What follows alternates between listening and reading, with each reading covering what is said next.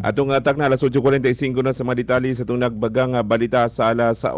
Ariyo na ta sa tuang balita gikan sa syudad sa Sugbo.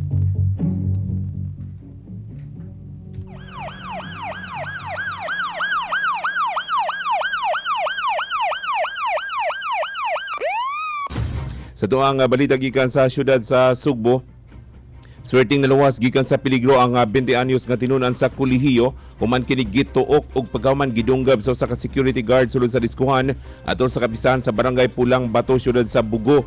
Niadtong Miyerkules alas 2 ang takna sa kadlawon. Ang biktima mao si Nelson Villegas Jr., 20 anyos, nagpuyo sa maong lugar na kaangkon og sama dinunggaban sa liog tungod sa kasuko sa suspek nga si Medel Orsal, 19 anyos. Matod pa ni PO3 Alan Dosdos, sa investigador sa Bugo City Police Station, diyang nainabi sa media nagkuyog ang biktima og mga barkada samtang sa pikas pundok mao ang grupo sa suspect nga nagdisko. Ang duha ka pundok matod pang Dosdos nagpanindotay og asayaw apan tungod kay maayong mukiay og musayaw ang biktima, nasuya ang suspect og kalit giduol og biktima og gituok. Tungod ini may ulbo ang lamok-lamok og diya kalit gihansakan sa suspect og kutsilyo ang liog sa biktima, then midagan kini palayo og wala na madakpi sa kapulisan.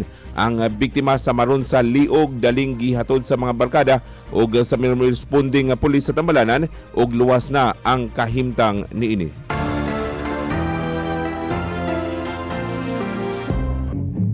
Samtang sa matong mga balitang nasyonal, formal nang gihaon kagapon dawa sa mga abogado sa impeach Chief Justice Renato Corona sa Senate Impeachment Court ang motion nga naghangyo nga mag-inhibit na sa mga hearing si Senator Judge Franklin Drilon. Sa 15 ka pahinang motion to inhibit nga gihaon sa depensa nga gipangunahan ni kani Associate Justice Serafin Cuevas, gisaysay nini ang ilang mga basihanan kung nganong nanawagan o naghangyo sila nga mag-inhibit na si Senator Judge Drilon.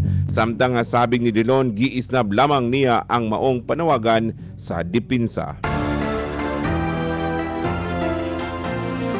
Sa makausa pa, may atubang nasad sa impeachment court si BIR Commissioner Kim Inales nga din ang sentro nini maong pagpalit sa usa ka balay sa anak ni Corona kinsa nagkatidad kini og 18 milyones ka pesos nga din wala gani makaabot og 9,000 ang kita nini. Matud pa ni Inales, nakurat usab ang iyang ahensya sa ilang nasuta sa pagpalit ni Maria Carla Corona Castillo sa mong balay, kini bisan pa man og gamay lang ang income nini. Gidugang pa sa BIR nga gamay lamang ang taxable income sa anak ni Corona, may nungdan nga dili kaya nini nga mupalit sa maong balay. Gipahinahinay sa mga oposisyon ang prosecution team sa padayong pag-akusar nini nga mga korap og mga hiwi ang mga abogado ni Supreme Court Chief Justice Renato Corona.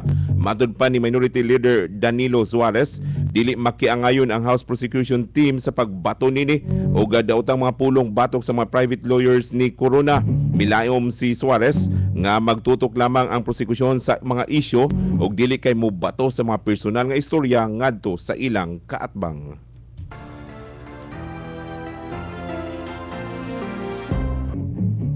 May panaw na si Negros Occidental Representative Ignacio Arroyo kinihuman ma-cardiac arrest samtang gioperahan kini gumikan sa sakit nga liver cirrhosis.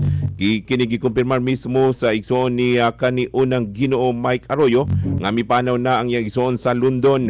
Kung may duman nga niya ng pagkamundo, gitangtang na ang life support sa mga doktor nga dugang igi. Una gideklara nga patay na ang kongresista. Aduna nay plano nga dadon sa Pilipinas ang patayng lawas sa kongresista pero wala pa kini gibutyag kun kanusa.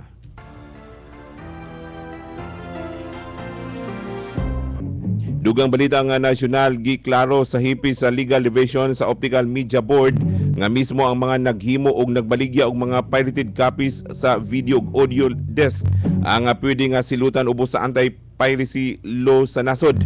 Matud pa ni Attorney Kokoy Padilla, ang mga mupalit og na nag-iya sa mga pirated DVD ug CD ug dili pwede nga mapahamtangan ubos sa Republic Act 9230 kinsa na ilang nga gitawag og Optical Media Act of 2003. Migwas kining maong balita human na aktuhan ang usa ka kalihim ni Pangulong Aquino nga si Ronald Llamas kinsa nasikpaw gyud kini sa kamera nga mipalit og mga pirated nga DVDs.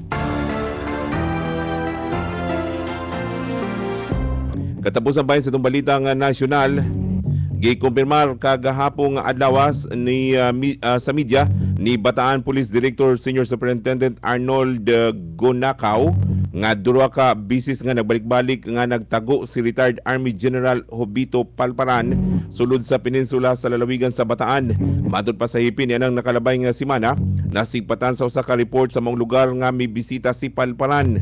Usa ka concerned citizen ang nag-text nga nakita si Palparan sa usa ka lugar sa Bagak nga di na mibalin daw sa Morong haron didto matulog. Samtang nagmando na karon ang hipis kapulisan sa Bataan nga mopaygayon na og surveillance alang sa mga lugar nga gituhoang nagtago si Palparan.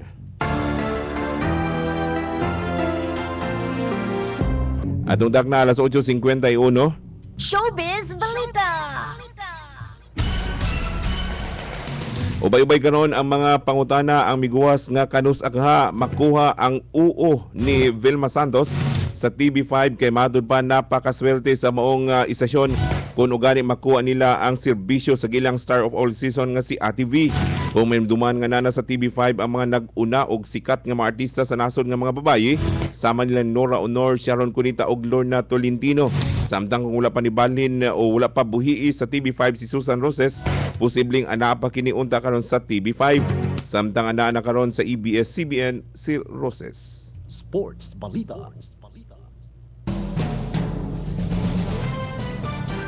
Kung si Manny Pacquiao man ang nasunod kung unsa ang weight limit sa ilang away ni atong tuig 2009, sa pagkaron matud pa dili na mosugot si Miguel Cotto nga diktahan kini. Matud pa ni Cotto nga dili siya mosugot nga makig-away sa pambansang kamao sa welterweight limit nga 147 pounds nga diin gihuptan karon sa pambansang kamao. Kung ugani madayon ang Pacquiao Cotto fight, ipahigayon kini sa Hunyo 9 karong tuiga.